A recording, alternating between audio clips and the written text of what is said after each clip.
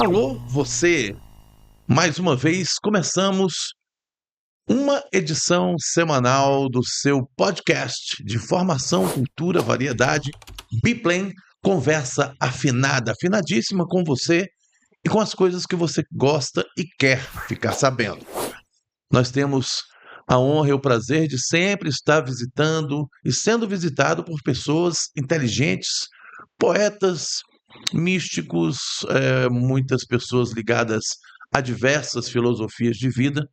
E hoje nós temos a honra de receber um amigo, um conquistense, um homem de letras, um homem de arte, empresário, bom filho, pai, amigo, enfim, Alain Descartes. Bem-vindo ao Conversa Afinada. Boa noite, Ricardinho. É um prazer imenso estar aqui com você Todo e com o nosso. seu público da Conversa Afinada. É isso aí. Espero não desafinar. De maneira alguma. E eu gostaria de pedir licença para falar um pouco de seu pai.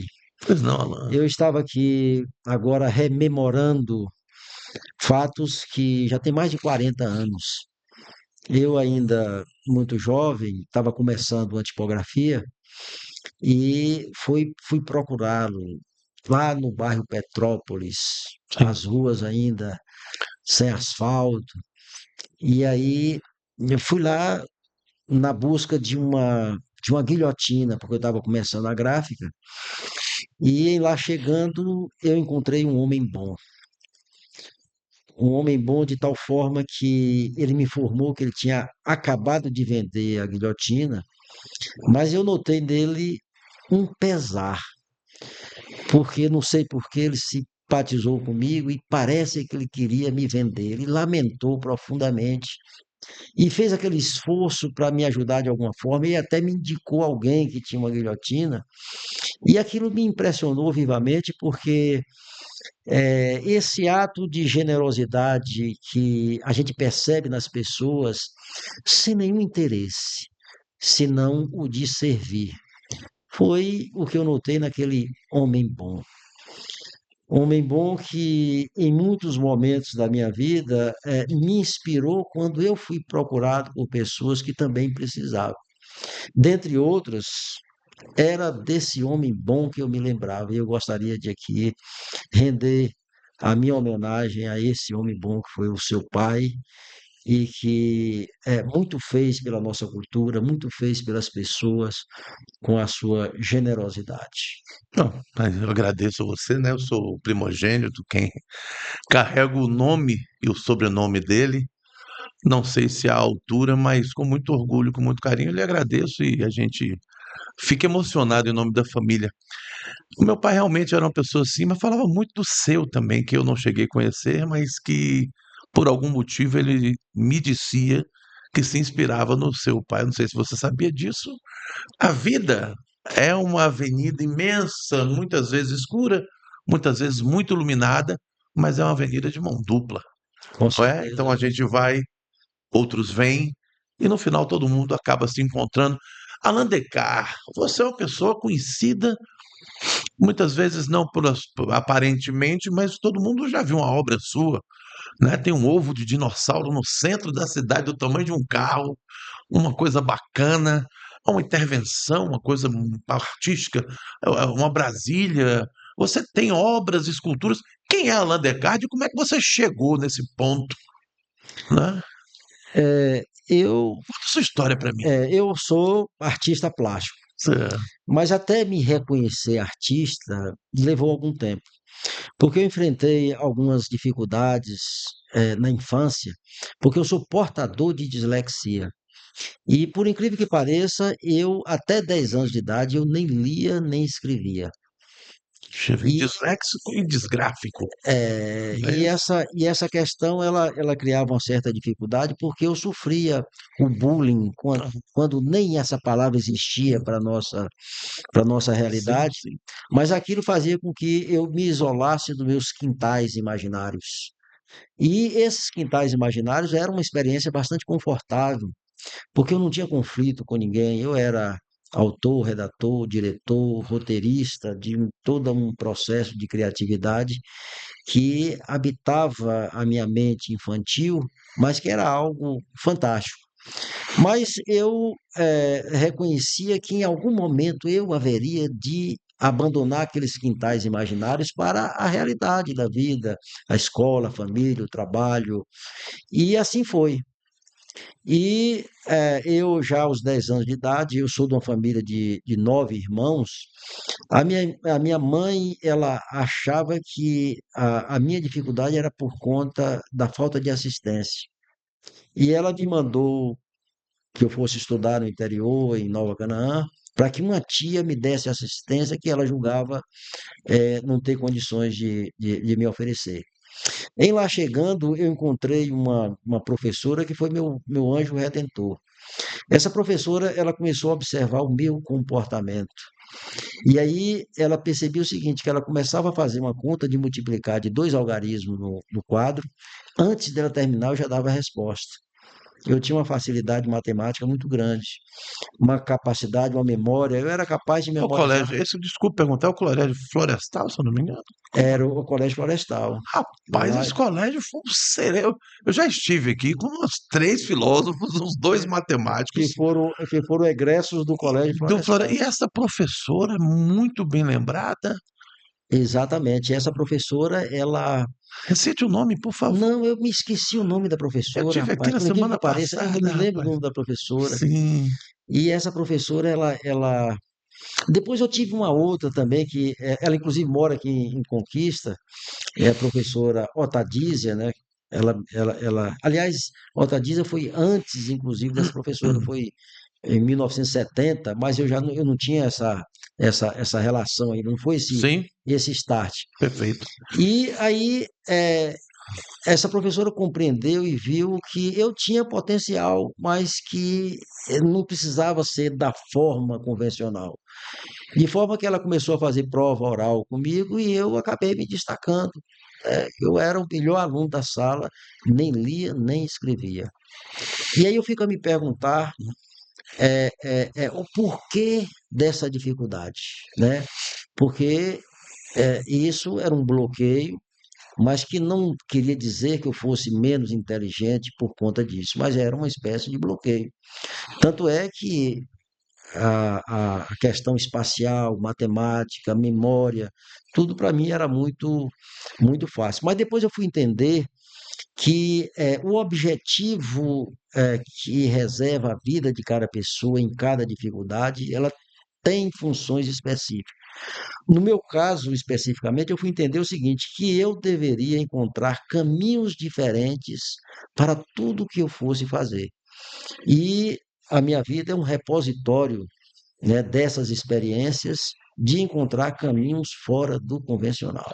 Inclusive, Alan, você falando disso, me trouxe à memória, nos estudos pretéritos, que o nosso organismo, ele é uma máquina quase que perfeita, não é? Sistema muito bem engendrado, muito bem calculado, milimetricamente pensado. E o cérebro humano, ele, quando ele encontra caminhos diversos, é quando ele mais se expande. Muitas vezes você, por qualquer motivo, costuma pegar a mesma avenida, tomar o mesmo café com a mesma mão. Mas se um dia você resolve falar assim, não, a partir de hoje eu vou escrever com a mão esquerda, a partir de hoje eu vou tomar esse café e vou segurar a xícara de maneira diferente. O seu cérebro ele treina, se adapta a isso de tal forma que você consegue ser ambidestro, entre outras performáticas, né? Você conseguiu alcançar algum tipo de. Consegui sim. A grande questão é que é, o cérebro, esse mecanismo extraordinário que comanda todas as funções fisiológicas, inclusive instrumento das manifestações psíquicas, ele é o maior consumidor das energias do corpo humano. 40% de todo o oxigênio, 40% de toda a proteína, Os 40% açúcares, né? dos Muito açúcares, açúcar. exatamente, todo ele, na verdade, é o grande consumidor das energias para a sustentação do corpo. E o que acontece é o seguinte, é que o cérebro, ele quando está num processo de aprendizado, ele gasta 10 vezes mais energia do que o estado normal. Ah, Então, quando você está aprendendo algo, há um consumo excessivo de energia. E, por exemplo, aprender a dirigir. Dirigir é algo complexo, né?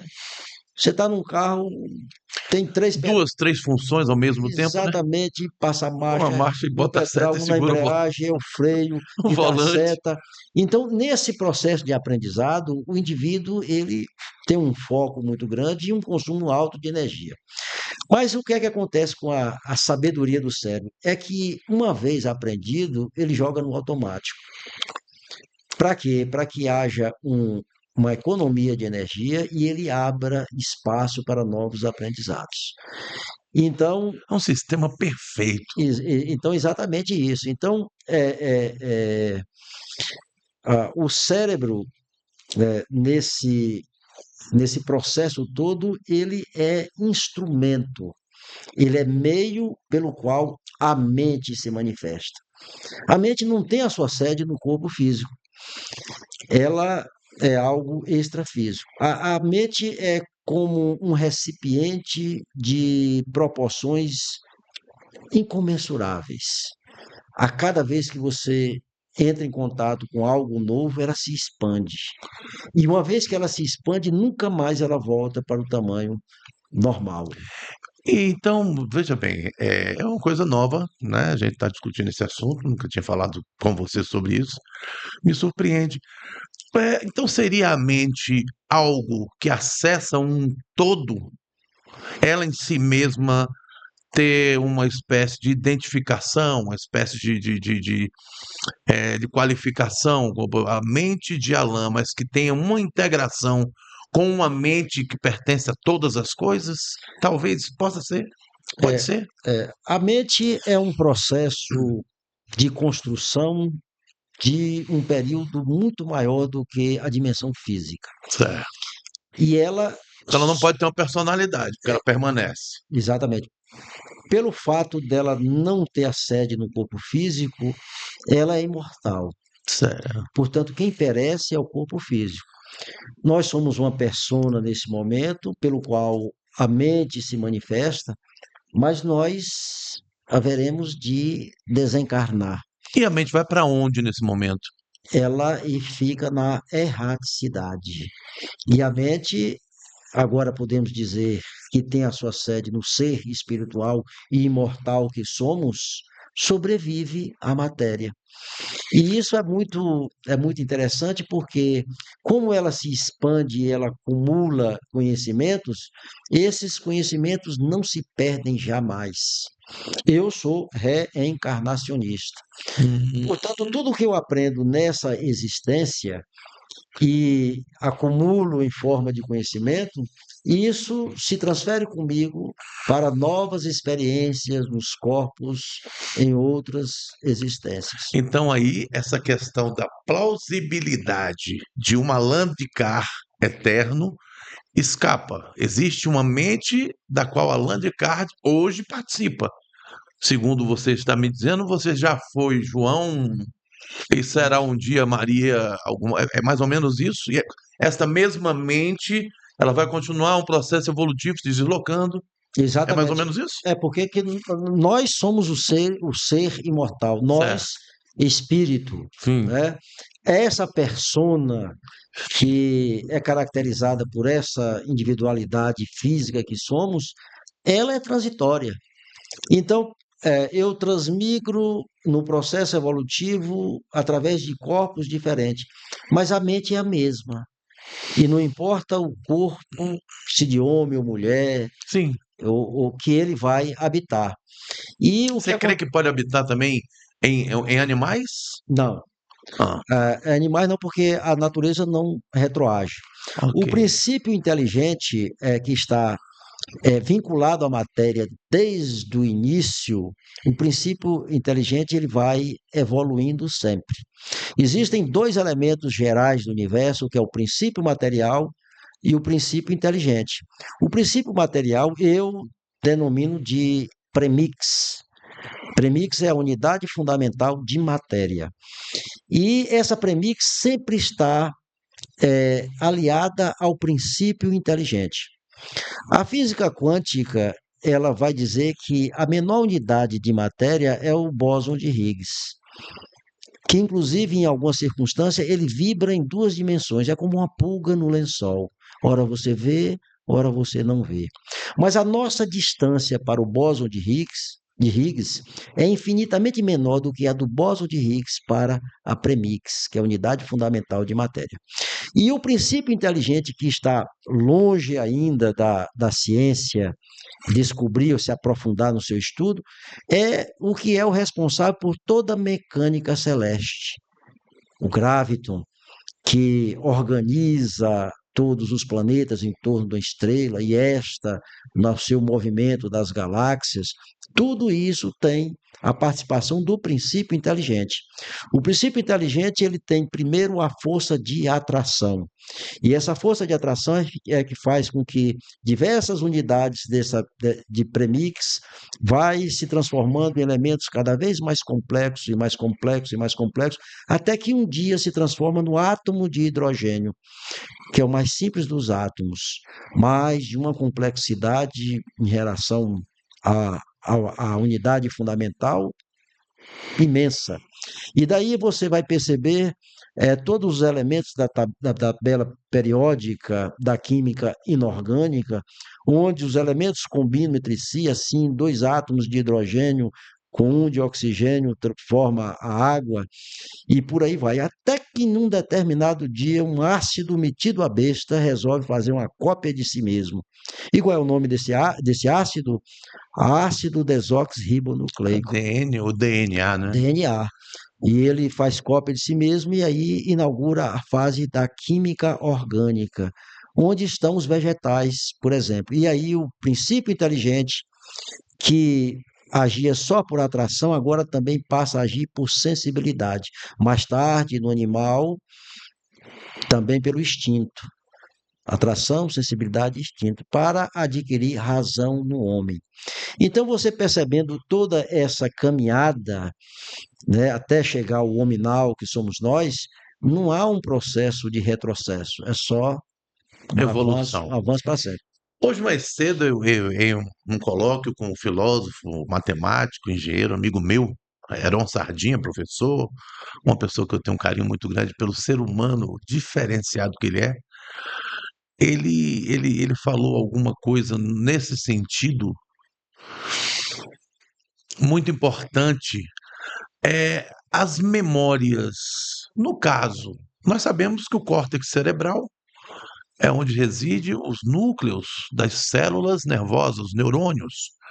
E para que haja uma memória, esse córtex, ele teve que se replicar num mini cérebro, que é o cerebelo, e onde essas células neurais têm três raízes, diferente das outras, que são duas ou uma. E como é que esse contexto desta memória tridimensional, como é que isso chega? Segundo Heron, tudo parte da filosofia. Toda a ciência adveio de um pensamento que gerou um conceito. Até as fórmulas mais complexas da matemática. Não querendo, logicamente, não estou refutando, eu gostaria apenas de beber um pouco mais dessa fonte. De onde parte esse conhecimento tão abstrato e tão real? Porque nós podemos sentir o cheiro, uma ternura no olhar, eu acho que tudo isso faz parte de emanações. De onde vêm essas emanações? Onde é que elas ficam condensadas para que uma pessoa, igual você, com essa iluminação, tenha acesso e venha a beber disso? Livros, É, como é? Einstein falava interessante sobre isso, algo interessante. Fantástico. Ele dizia o seguinte, que eu penso 99 vezes sobre algo e vejo que não sei. Quando eu deixo de pensar uma só vez, eu descubro que sei. O que é que Einstein queria dizer com isso? Por maior que fosse o campo de conhecimento dele, era como se tivesse um curral. E aí, enquanto ele estava pensando 99 vezes, ele estava vasculhando Procurando, nesse né? espaço e via que não sabia. Quando ele deixava de pensar uma só vez, ele era como se aquela cerca caísse e ele compulsasse no cosmos aquela informação, e aí ele via que sabia. A grande questão é o seguinte, é que existe no nosso campo de conhecimento aquelas conquistas evolutivas da memória, da informação, dos automatismos evolutivos, né, que a gente tem e que é nosso. Mas uma série de conhecimentos estão na biblioteca exterior. Aí o nome disso é insight. Insights. E você tem muito insight, você é um artista, você tem muito insight. Você estava me falando das experiências oníricas, Sim, e que delas resultam composições. É exatamente isso, é você buscar fora do seu campo de conhecimento as informações que são universais. E o que acontece é que nós sedimentamos esses conhecimentos na medida que transitamos pela escala evolutiva. E nós não os perdemos. Mas é interessante a gente saber que o conhecimento ele é meio, não é o fim. O fim são as conquistas das virtudes. Portanto, as informações que nós temos, elas ficam arquivadas naquilo que nós chamamos de perispírito. Tudo que você vivencia nessa e nas mais variadas existências são arquivadas no perispírito. No entanto, as virtudes, elas não são arquivadas no perispírito, mas no próprio ser imortal, que é a alma. Portanto, quando alguém fala sobre espírito de luz, aí a gente pode dizer, mas sim, mas qual é o combustível que gera aquela luz? São as virtudes acumuladas no processo evolutivo. Jesus, a presença luminífera que cegou Paulo só com a sua presença. Era virtude demais que a visão não aguentou. ele mesmo dizia que era o caminho, a verdade e a vida. Ninguém vai ao Pai Rapaz, senão se por mim. não por ele. Muito bom essa palavra. Rapaz, a nossa conversa começou bem. Eu quero saber um pouco mais sobre você. Alan, as suas obras. Você tem outros artistas na família? Alex Emanuel, seu irmão. É meu irmão. Alex Emanuel, ele, inclusive, ele tem uma aparência física com você. Eu É, é, conheci ele faz. Ele pinta muito bem, não é? Mas o que me impressionou nele mesmo são as esculturas. Vocês são bons nisso, hein? é. Alex é extremamente talentoso. Alex tem um potencial tremendo. E ele fez belas artes. Eu não. Eu, Sim. na verdade, sou um invasor das artes porque eu sou autodidata, mas ele cursou a Escola de Belas Artes e é um grande artista. Um E grande. as suas esculturas que você as presenteia à nossa cidade. Vitória da Conquista, ultimamente, tem recebido um, um gracioso nome de Suíça Baiana por diversos motivos e muito porque o Allan de Card fundou um museu de arte, porque Allan de Card também presenteia a nossa cidade, no nosso perímetro urbano, com artes urbanas, uma coisa muito bacana. Essas inspirações suas, o que te levou a fazer isso? Tipo, não, vou fazer aqui uma homenagem aqui, vou colocar um ovo de dinossauro. Eu imagino ser de um dinossauro, né? É, Né? Como é que foi isso aí? ô Ricardo, eu tenho que começar pela minha Fica, concepção de arte, né? pois não. Pelo caminho de compreensão da função da arte. A minha arte ela está fincada nos quatro grandes saberes humanos: científico, filosófico, religioso e artístico. Isso porque a construção de todo o conhecimento ele se dá com base na razão, na intuição, nos sentimentos e nas sensações. O conhecimento que é produzido com base na razão e nas sensações é do domínio da ciência. Razão e intuição é do domínio da filosofia. Intuição e sentimento da religiosidade. e sentimentos e sensações das artes. Para mim, eles estão todos interconectados, eles são interdependentes. E por que que isso é importante? É porque a minha produção artística não é a arte pela arte. Sempre você vai encontrar o componente questionador da filosofia na expressão da arte, ao mesmo tempo que propõe que ciência e religião se abracem. A religião, como ela tem como base a intuição e os sentimentos, ela dá margem à criação daquela chamada fé dogmática, ou fé cega. Mas quando ela lança a mão da razão que está lá na outra ponta, ela faz com que ciência e religião se unam. E aí cria-se a fé raciocinada. Fé inabalável só é aquela que enfrenta a razão face a face em todas as épocas da humanidade. Assim falava Allan Kardec, o verdadeiro, porque eu sou o Kardecinho apenas, né? Sim, E eu costumo chamar de fé concreta, que foi o que revolucionou a minha vida.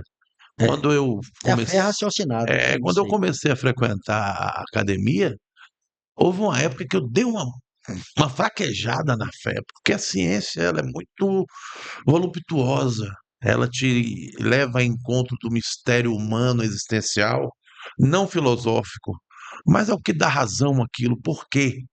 Isso é causal, essa, essa ação gera essa reação e pode ser contornada, ou pode ser correspondida, ou pode ser explicada por isso. E aí eu dei uma vacilada, mas Jesus Cristo, como sempre, nos atende em todas as coisas, inclusive das nossas dúvidas, se você perguntar. E eu perguntei, e ele me mostrou que está faltando não é quantidade de fé, é qualidade de fé. Vez, eu estou aí nesse conceito, me busque ali. Eu comecei a buscar na ciência, encontrei aquela coisa, aí eu falei, bom, a fé concreta, inabalável, não É, é verdade? Essa fé inabalável levou você a se encontrar com a tua arte? com certeza. Aliás, eu tenho um slogan que eu vou deixar estampado lá no Museu de Carte. Sim. Fortitudo et fides, em latim. Coragem e fé. A coragem é a resistência moral que nós temos ante os desafios. E a fé, a certeza que se tem de uma realização.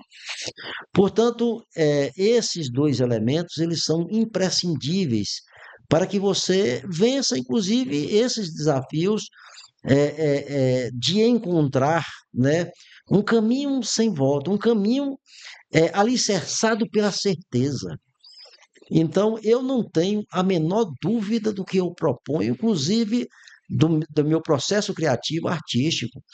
Primeiro, porque eu não me preocupo em agradar, eu me preocupo em me comunicar, com base, né, nos elementos presentes em mim. Então, todo artista que ele produz algo, né, pensando em agradar, ele não passa de escravo da opinião pública, né? E aí dificilmente ele vai conseguir ser ele mesmo nesse processo. Isso eu acho muito importante, porque gostar ou não do que você produz é algo natural, né? Todo artista tem que dar licença às pessoas a interpretarem, acharem que ela, ou que estão nos seus constituídos elementos de avaliação, né? E isso é um processo natural. Então, aquele que tem uma maturidade de compreensão nesse sentido, não vai se incomodar. Aliás, vai dar licença, vai estimular, inclusive, né? Porque cada um tem as suas possibilidades e ângulos de visão diferenciados. Inclusive hoje, por incrível que pareça, eu não acredito em coincidências, mas hoje eu estava vendo um trecho de um filme de um autor que ele estava falando como se o apóstolo Paulo fosse. O apóstolo Paulo falou assim: um dos venenos, piores venenos da alma é você viver da aprovação da opinião alheia. Olha o nosso mestre, Deus, ele veio à terra e não conseguiu agradar. Não conseguiu agradar. Ele não veio para agradar, muito pelo contrário. Além de card, você tem um trabalho vasto. O Museu de Card é muito conhecido, até no exterior. Você tem ideia de quantas esculturas você já fez? Quantas você já presenteou a nossa cidade? Tem em outras cidades também? Conta um pouquinho sobre o seu trabalho. Tá. Eu perco as contas todos os dias, porque como eu estou produzindo Sim, sempre, sim. e essa é uma pergunta recorrente, mas são muitas, né? Muitas, O né? Museu de Card ele está numa área de 500 mil de metros quadrados. É um museu que vai estar sempre em construção, enquanto estiver na vigência do meu mandato. Enquanto eu estiver por aqui, eu vou estar nesse Que processo Deus te conserve. de criação. E ele é o maior museu de arte contemporânea do Norte e Nordeste. Aqui no Brasil, ele só perde em tamanho, em dimensão, para o Inhotim.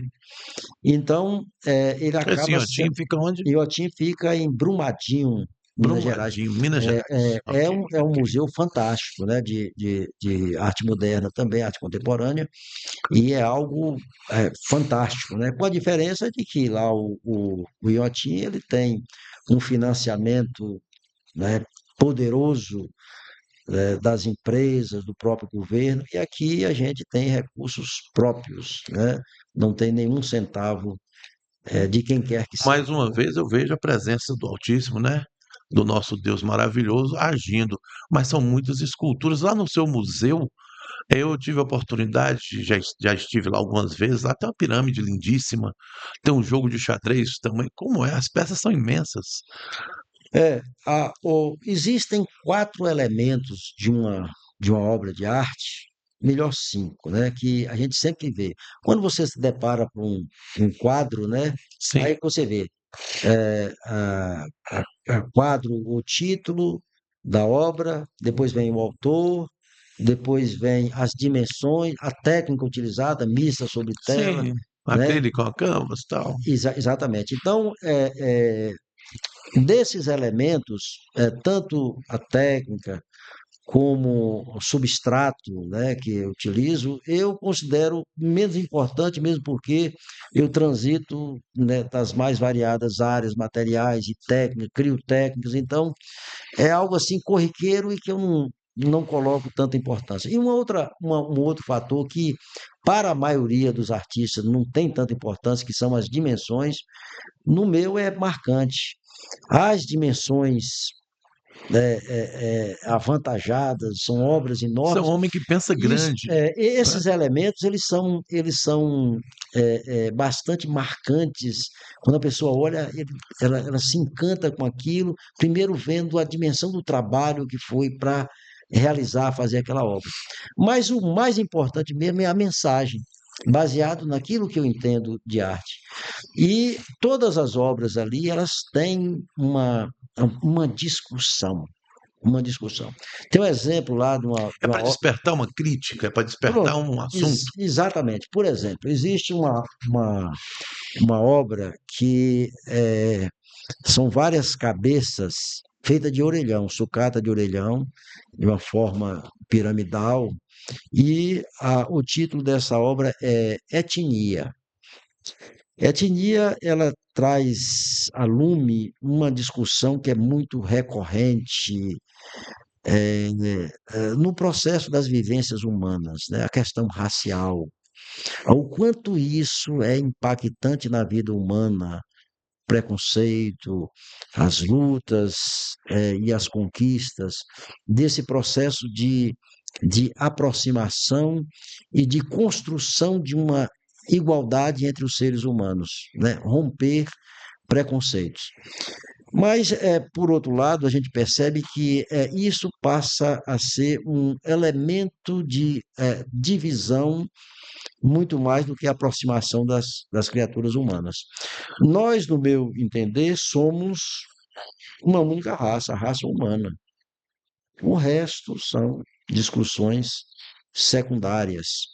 Nós estamos num país da maior diversidade étnica que se existe no mundo. 87% da população brasileira é mestiça. Miscigenada, né? E existe, por exemplo, Essa semana eu fui num lugar, a pessoa falou assim: "Como você se declara o quê?" "Eu sou mestiço." "Ah, Hum, mas não tem isso aqui no formulário." Para você É ter. pardo, negro ou branco. É, é. Então, aí o que é que acontece? É, ela traz à lume essa discussão de que essa é uma discussão secundária. Inclusive, vinculado a essa obra, eu construí um poema, né? E o poema diz o seguinte: "A minha negritude é pálida. Por que me preocupar com a expressão do meu fenótipo se a alma não tem cor? Somos todos da genética divina, e essa policromia incomparável que tinge a nossa tez de diversos matizes é o que nos faz todos tão belos. Irmãos, tenho dito." Que lindo, maravilhoso. Agora, eu gostaria de saber, nós estamos aqui para bater um papo. Por que tanta desigualdade para provocar uma igualdade incontrolada, desencontrada? Porque a palavra vamos promover igualdades. Quem fez a desigualdade para que fosse representada e haver uma necessidade de uma igualdade conquistada com tanto sangue, com tanta luta? Porque você chega num povo brasileiro, você vê o judeu, o muçulmano, o umbandista, o católico, o sacrossanto, todos naquela reunião. A igreja chegou aqui, incorporou elementos do candomblé e da Rosa Cruz, e o maçom vem pelo meio. É uma coisa maravilhosa. E, no entanto, nós vemos tanta separação que eu sou café com leite, eu sou Brasil, você é nossa cor. Né? Nosso amigo ali é branco. Aqui no nosso país tem negros com 88% de sangue europeu e brancos com 70% de sangue negro. Que país maravilhoso. Isso. Que neste momento da humanidade, nós estamos vivendo essa busca pela igualdade e ela está separando tanto a gente. Por que que você acha que isso está acontecendo? É, nós, enquanto espíritos, transitamos do primitivo para o sublime. E esse processo de aprendizado da convivência, baseado na lei de sociedade, é o primeiro processo de aprendizado que a espécie humana tem. Nós somos seres gregários. E nessa condição nós vivemos em bandos. Explique gregários, viu? Porque as pessoas, né? Gregário é viver em bando, Em bando, exatamente. Então, agregado às outras pessoas. exatamente. Então, essa condição, ela é uma providência divina para quê? Para que nós venhamos a aprender uns com os outros. Aprender, inclusive, a noção de direito e dever, porque o meu direito termina quando começa o seu. Então, todo esse exercício, ele não é algo que nasce pronto. Então, o homem, ou o princípio inteligente, quando já sai de todo aquele processo que a gente comentou no início e que adentra o hominal, ele ainda traz consigo muitos reflexos, né, desse, desse atavismos do processo evolutivo. Quer ver um exemplo? Muito bem colocado. Deus criou o homem simples e ignorante.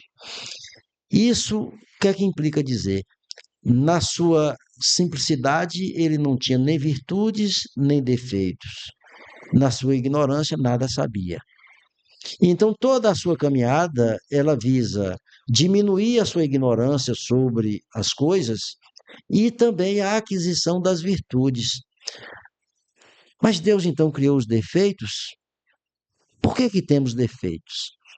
Então, essa é uma pergunta interessante. Quem foi que Deus, sacudiu a garrafa? Deus criou o mal, né? Qual a origem dos piores males que a humanidade ainda tem que explica isso? Sim. Orgulho e egoísmo.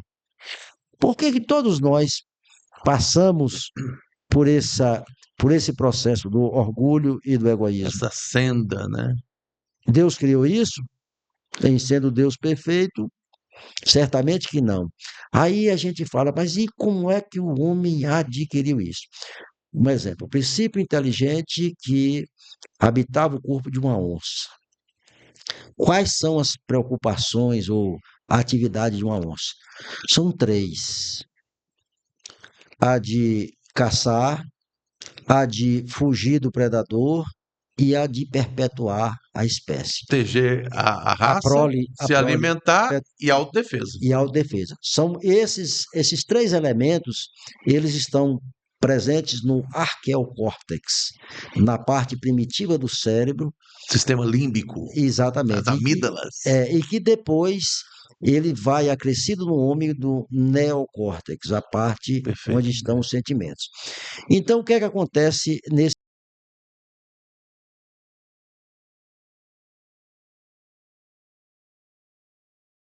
São processos de reprodução é, quase que automática, né, desse comportamento.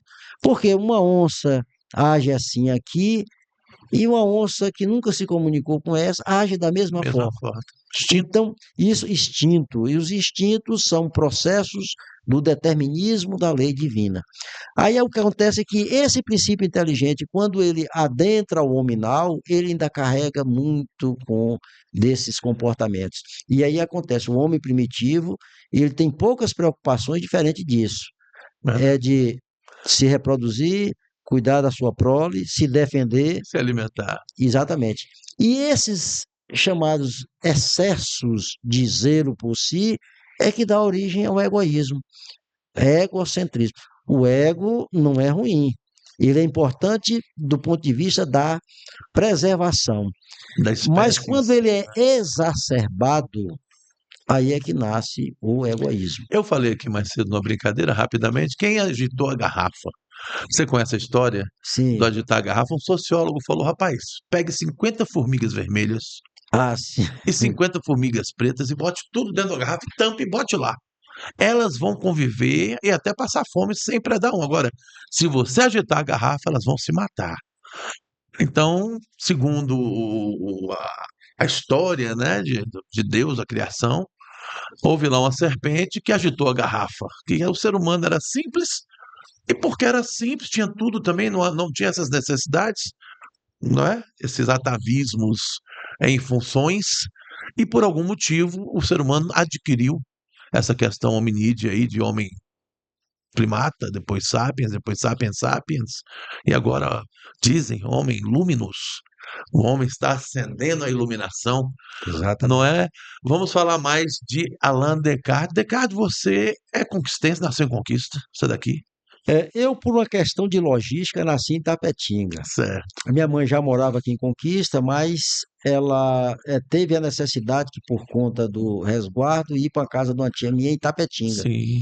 E aí eu só fiz nascer em Tapetinga e depois, 15 dias, migrei para Vitória da Mas Conquista. foi geneticamente construído aqui, Ah, bebeu água do poço escuro, exa- exa- desceu para lá para um calorzinho e voltou. exatamente. Então eu costumo dizer que eu tenho a sorte de ter duas mães, né? Itapetinga me recebeu no ventre e Conquista no coração. É, eu amo essa cidade de paixão e eu sei que você também.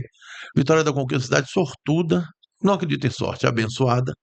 Tem ícones, né? Um Glauber Rocha que na cabeça dele conseguiu criar uma vertente do cinema diferenciado, com planos de câmera. Eu mexo com audiovisual e fico ali a cismar com as obras de Glauber, que tem coisas até hoje inusitadas no cinema. Como é que você vê a arte de uma maneira geral? Você é ligado mais a artes plásticas, mas você gosta de música, você gosta de cinema. Como é que é seu relacionamento com essa questão da filosofia das artes em si? Todo o processo de criação artística, ela tem uma função de ligar o homem ao divino. Desde as manifestações mais grotescas lá no homem primitivo, né, dos cantos tribais, das danças, todo esse processo das manifestações, eles se comunicam entre si para que ele possa eh, colher as emoções que estão expressas na superfície e na profundidade do ser. Eu cheguei a escrever um texto sobre isso. A arte na superfície e na profundidade do ser. E por que que eu fiz essa reflexão? Eu tenho um amigo que me visitou certo dia, e aí ele chegou diante de um quadro que eu pintei, de título Urbe, e ele se emocionou profundamente. Daí a pouco ele está chorando diante daquela obra de arte, e eu achei aquilo muito incomum, porque é muito natural você chorar ouvindo uma música, Eu mesmo sou um chorão em um ponto filme, etc. máximo. Mas diante de uma obra visual, de uma tela, é mais difícil, né? É mais difícil. É, Então eu fiquei pensando, mas por que que essa minha obra sensibilizou essa pessoa dessa forma a ponto dele chorar? E foi aí que eu passei a especular que essas emoções que a arte colhe nas pessoas, elas estão na superfície e na profundidade do ser. Daí eu começo o texto fazendo uma comparação com a atividade do garimpo no século XVIII aqui na Chapada. sim. Então, quando foi descoberta as gemas, o ouro, era um garimpo de aluvião, né? Vocês encontravam o ouro, o diamante, ali na flor Na bateia, né? Na liteia. exatamente. Mas à medida que foi se explorando e foi se esgotando essas reservas, o, o, o ouro, a pedra preciosa, foi sendo buscado na intimidade da terra, Nas né, profundidades, né? com mais dificuldade. O ouro, por exemplo, passou a ser coletado das partículas infinitesimais do solo, de forma que chegou um determinado momento que o trabalho que se dava para colher Não aquilo pagava não a pagava, colheita contra. não pagava o que se encontrava, né? Exatamente. Então, é mais ou menos isso. Com as artes, aí eu faço agora a comparação, é mais ou menos a mesma forma. A música, o livro, né, a poesia, Você se lembra do texto? colhe, lembre-se, colhe, eu tenho ele aqui, Então leia, por favor. ele colhe essas emoções na superfície do ser. Já as artes visuais também colhem as emoções, agora na profundidade do ser. Por isso que é mais fácil você se emocionar com a música, com a poesia, o cinema, do que com as artes visuais. Mas todas Porque elas, né, ela necessita de uma operação um pouco mais sofisticada. Você, além de você perceber visualmente, você precisa elaborar aquilo e ter exatamente, um certo discernimento e uma certa sofisticação de pensamento para interpretar, é, mesmo porque a mesma arte dá vieses de interpretações, às exatamente. vezes totalmente diversos. É o que eu chamo, Ricardo, de gatilho. Gatilhos. Então, Sim, sim. existe na percepção de cada observador da arte determinados gatilhos que são os mais variados, né? E parte desses são gatilhos emocionais, são memórias afetivas, que são elementos que não podem ser Sentimentos traumatizados. exatamente. Então, por exemplo, uma lembrança que nós temos de uma relação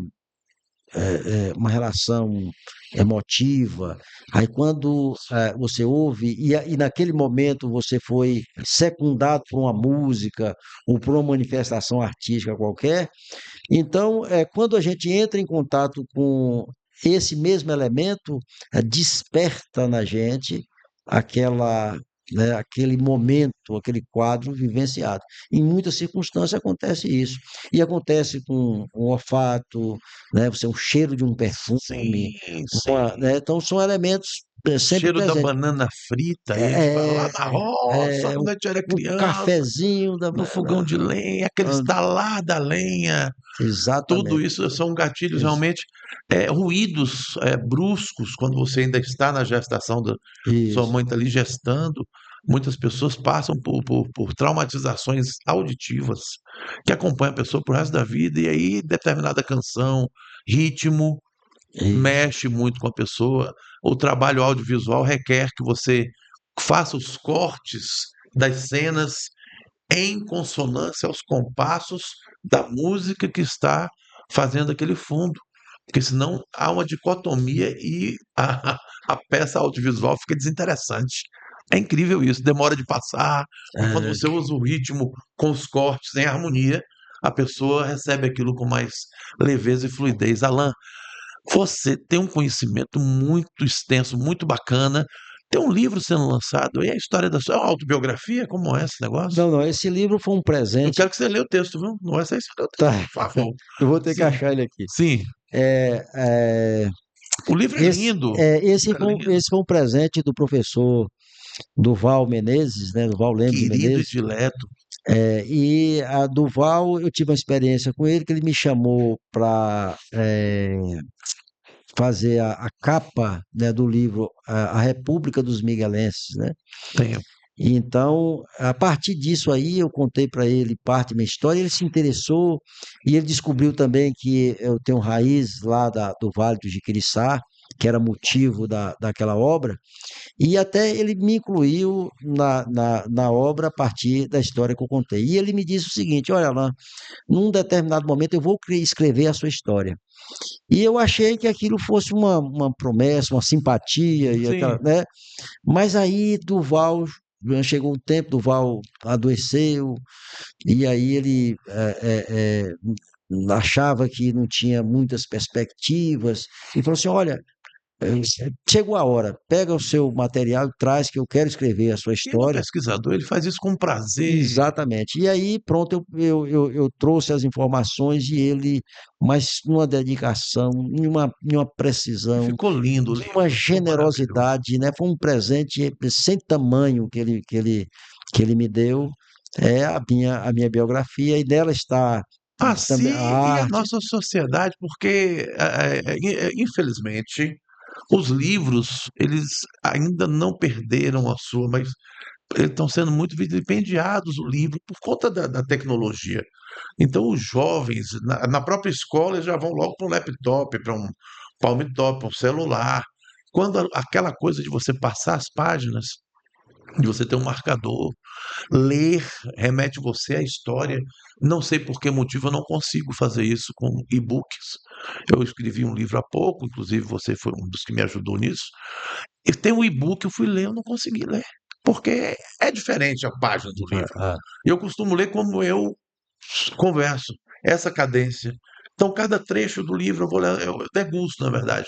E o seu livro está muito bom, não li tudo, que é um livro bastante robusto. volumoso, Tem poucos, são quase 350 tem páginas, poucos né? dias que você me presenteou, mas eu estou lendo ele, estou lendo o livro Um Homem contra o Sol, do professor Heron Sardinha também, que depois eu vou lhe presentear.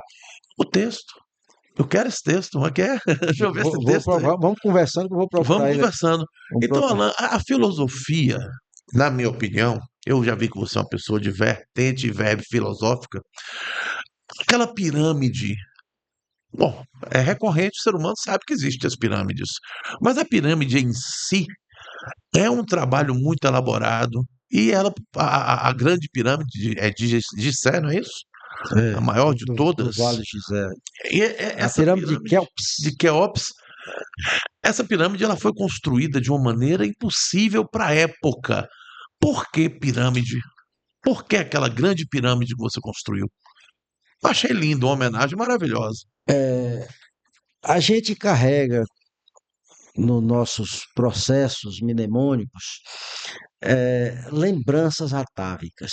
Eu tenho uma profunda paixão por arquitetura e engenharia, mas em verdade eu fiz agronomia. Tem uma razão de ser, É engenharia mas agronômica, né? é. Então, essa minha paixão por arquitetura eh, me levava, por exemplo, ou me leva a admirar a arquitetura de igrejas. Eu São sou aficionado lindíssimas. e eu não sabia, em verdade, quais os elementos, né, o porquê dessa atração. E aí eu fiz uma viagem em 2010 para a Europa, e lá eu cheguei, entrei em contato com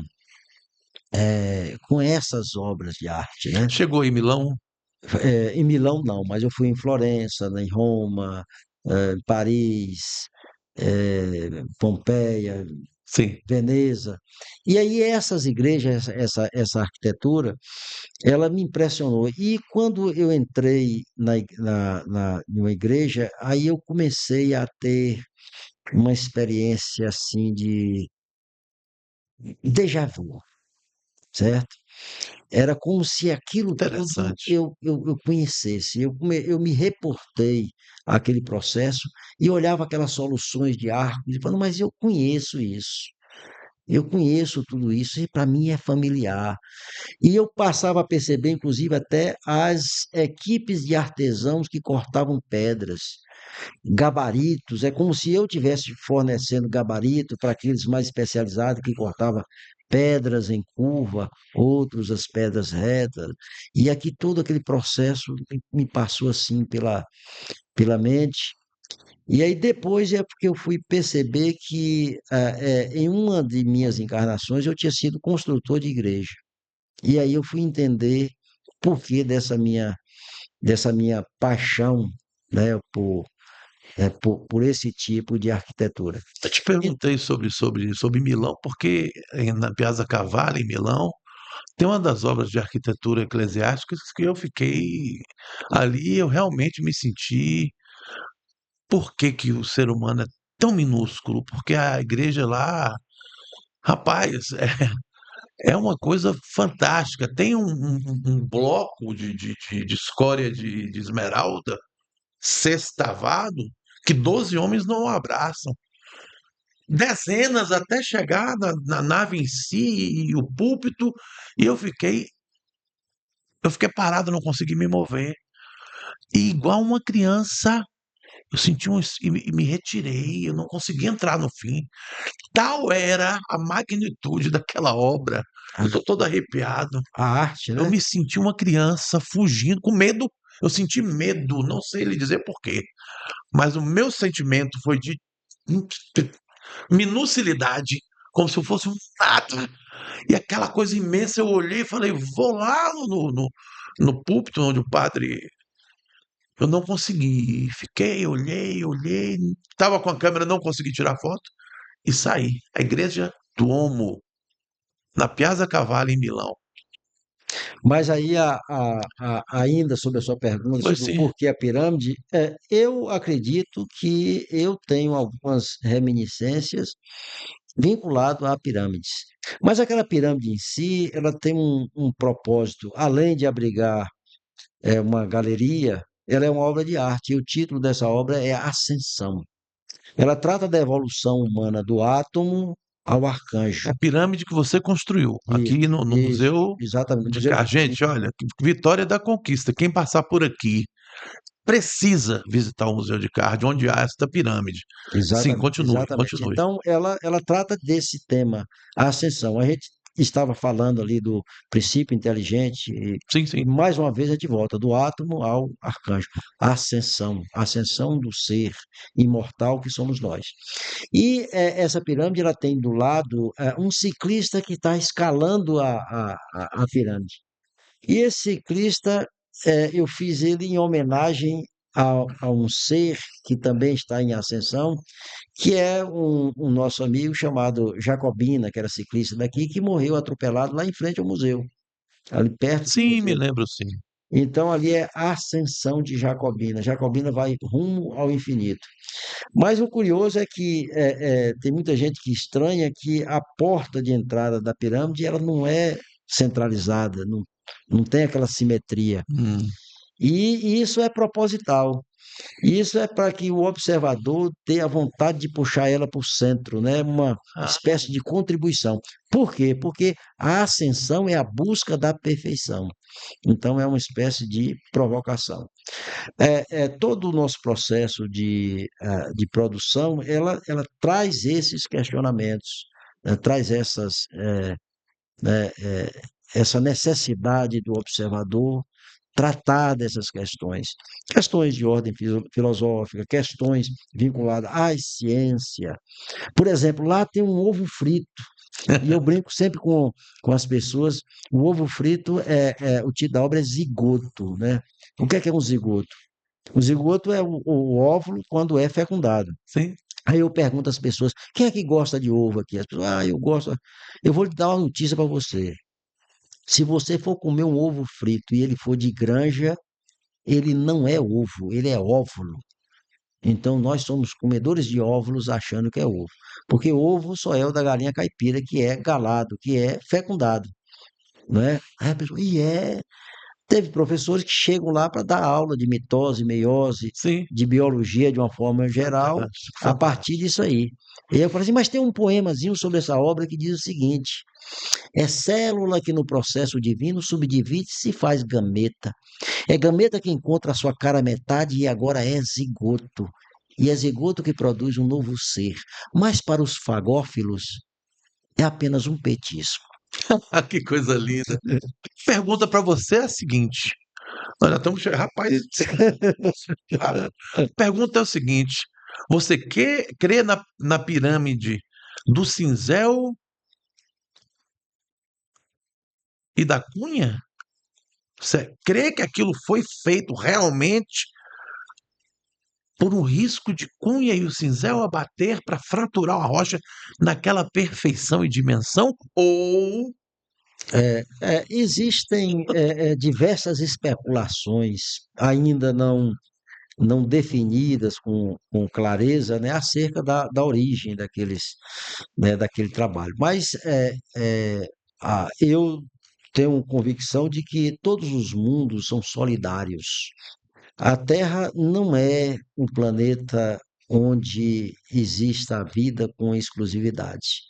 Deus não faria um universo com cerca de 3 trilhões de galáxias, com cada uma delas com 200 bilhões de sóis, de estrelas.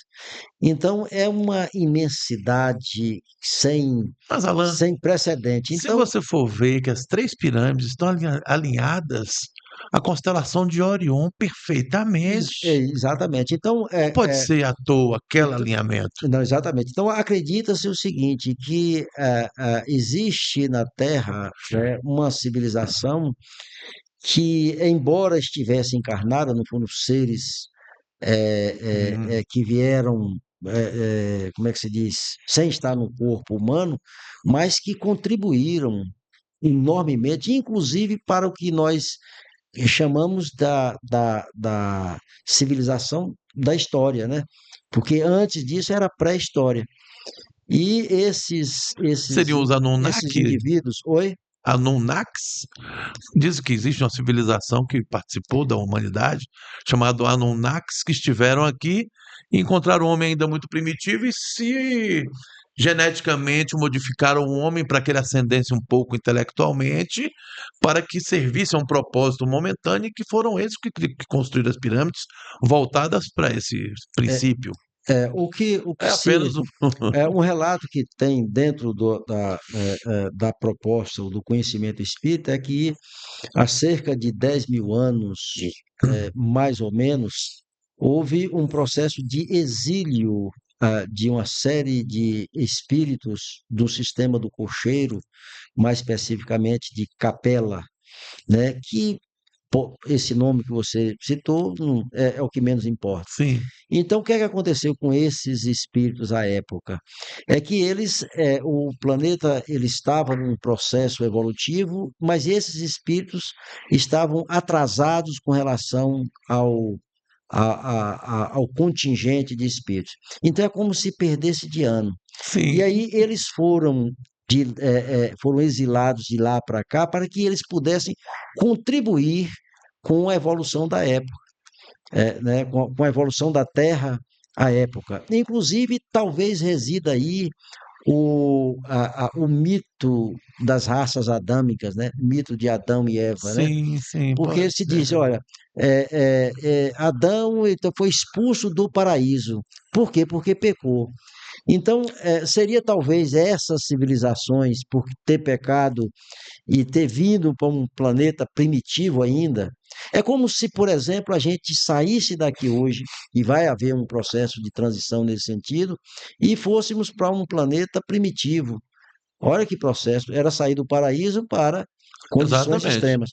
Mas esses Uma espíritos espécie de exílio, né? eles trouxeram consigo a tecnologia, essas informações, aquelas que eu falei que ficam registradas e que nós não perdemos jamais. Então, Perfeitamente. toda a tecnologia, tudo isso foram trazida por esses grupos de espírito, talvez esteja aí as explicações que a tecnologia atual não conseguiria fazer, né? Então, E é que uma também, explicação plausível, né? e que a humanidade, que eu sei que você é apaixonado, eu sou apaixonado pelo ser humano. Ah, Tanto que eu vou falar uma curiosidade aqui, eu não sei se você sabe. A nossa bandeira do Brasil é um construto astrofísico. Não sei se você sabe disso. Quando o Império caiu, a bandeira era o símbolo do Império Orbe, as cores das casas, né? Os Orleans, o amarelo, enfim.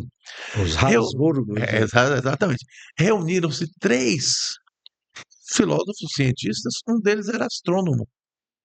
E se você olhar os estados brasileiros com aquela constelação Cruzeiro do Sul, Pai e tal, e você pegar uma fotografia retroagir, é o céu do Rio de Janeiro às oito e segundo, trinta da noite do dia 15 de novembro de mil, não é?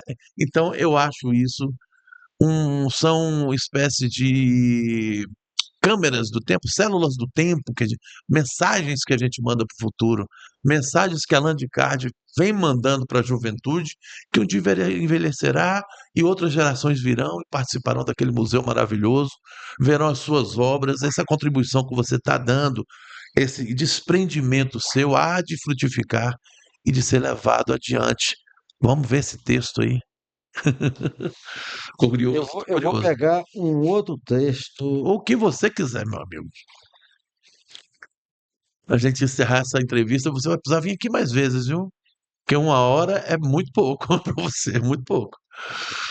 é, Fica à Você falou vontade. do Brasil, Pois não. e eu escrevi um outro texto porque eu sou apaixonado pelo Brasil Ah, e pelo povo brasileiro. Brasilidade. No recanto da terra foi edificada uma nação única, um verdadeiro paradoxo humano, uma nação singular, pois em nenhum outro lugar do mundo foi forjado um povo tão especial e ao mesmo tempo tão plural na sua diversidade étnica, que combinados moldam um comportamento caloroso, emocional, alegre que chega a ser quase invasivo. Parece que a genética do brasileiro tem certos atavismos que o impele a abraçar sempre, a sorrir de tudo, até mesmo dos seus desacertos. Acaba de conhecer uma pessoa e já parece ser melhores amigos. Desde crianças, somos acostumados ao toque, ao cafuné, à proximidade física, enquanto que em outros países a distância de pelo menos 2 metros entre as pessoas parece ser regra geral. Alguns brasileiros não conseguem tabular uma conversação sem tocar no interlocutor. A vendedora da loja não te conhece e te chama de meu bem. Eu mesmo me refiro ao outro com expressões como meu lindo, minha linda, meu querido ou querida. Estar na última esquina do mundo nos manteve longe das guerras fratricidas. Nunca fomos invadidos por outras nações e até mesmo os pequenos conflitos em que estivemos envolvidos podem ser comparados às pequenas escaramuças se comparado às guerras do mundo. Somos um povo cuja população é 87% mestiça, e esse fenômeno rompe as barreiras impostas pela imaturidade humana, que na sua infância espiritual considera características físicas fatores que conferem superioridade de um sobre o outro. Aqui já começamos a compreender que a essência do ser supera quaisquer diferenças, sejam elas étnicas, sociais, religiosas, etc. Por isso é importante que não nos deixemos cair na grande armadilha espalhada pelo mundo que dissemina o ódio entre as classes, entre as etnias, sexo, religião, etc. Somos um só povo, admirado e invejado por toda parte. O Brasil tem o melhor artigo de exportação do mundo, que é o seu povo plural, com um comportamento singular. Temos brasileiros em todos os cantos do planeta levando sorriso e alegria de viver. A síndrome de vira-lata, como ainda insiste alguns, já foi vencida há muito. É hora de espalhar brasilidade por toda parte.